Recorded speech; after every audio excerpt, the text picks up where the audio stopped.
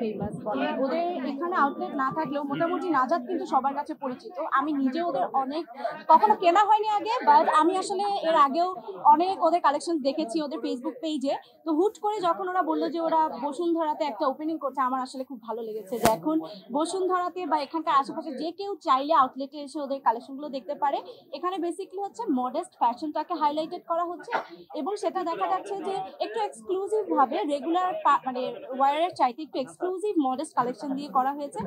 শোরুমটা ঘুরে দেখার আসলে আমি কোনো সুযোগ পাইনি, বাট আমি আপুর মতই যতটুকু কালেকশন দেখেছি ওদের কালেকশন বেশ ভালো। রোজার মাসটা একটু হেক্টিকই যায় সবারই। দেখা যাচ্ছে যে ওর তো শুটিং থাকছে, প্লাস হচ্ছে আমাদেরও যেহেতু প্রমোশনাল ওয়ার্ক, সামনে ঈদকেও কাজ কি বলবো উপলক্ষ রেখে আমাদের অনেক কাজ থাকে, এখনো যেমন প্রচুর কাজ চলছে। তো সেক্ষেত্রে দেখা যায় যে ঈদের আগের 2-3 দিন থেকে পরের 2-3 টোটাল 4-5 দিন আমরা একদম কাজ থেকে তো দূরে থাকাই হয়, প্লাস হচ্ছে আমরা ফ্যামিলিকে আসলে টাইম দিই।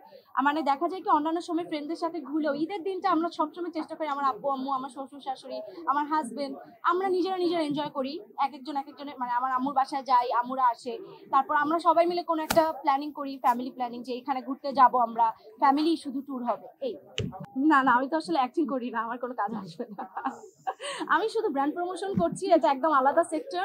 অ্যাক্টিং একদম আলাদা সেক্টর। এই যে আমাদের আপু দাঁড়িয়ে আছেন, তো আপু হচ্ছে আপু তো নীলার কি বলবো কলিগ বলতে পারেন। তো আমি একদম ডিফারেন্ট সেক্টরে, ব্র্যান্ড প্রমোশন ছাড়া আমার আসলে কিছু করছি না। আমার ইচ্ছাও নেই। আমি ব্র্যান্ড প্রমোশন নিয়ে বেশ হ্যাপি আছি, মাশাআল্লাহ। আমার খুব সুন্দর উদ্যোক্তাদের সাথে কাজ করতে ভালোই লাগে, যে অনেকগুলো ব্র্যান্ডকে আমি চিনি বা ব্র্যান্ডগুলোকে হাইলাইট করছি, সবার সাথে পরিচয় করাচ্ছি, এইটাই আমার জন্য এনাফ আলহামদুলিল্লাহ।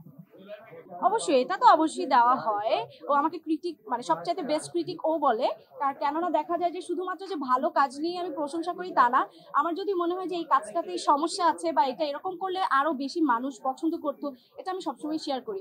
আর মোটামুটি ওর সব নাটকে আমার দেখা হয় সবার আগে।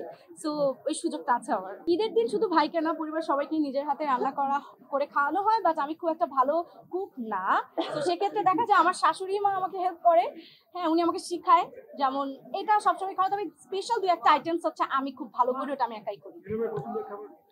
যদি ঈদের কথা বলি, নবাবী সেমাইটা হচ্ছে নীলার পছন্দের খাবার ঈদের জন্য, এবং ওইটা সে আমাকে 2 দিন আগে থেকেই বলে যে এটা কিন্তু বানাবা, ভুলো না এবার, এবং বেশি করে বানাবা, কেননা গেস্ট আসলে ওটা খুব পছন্দ করে।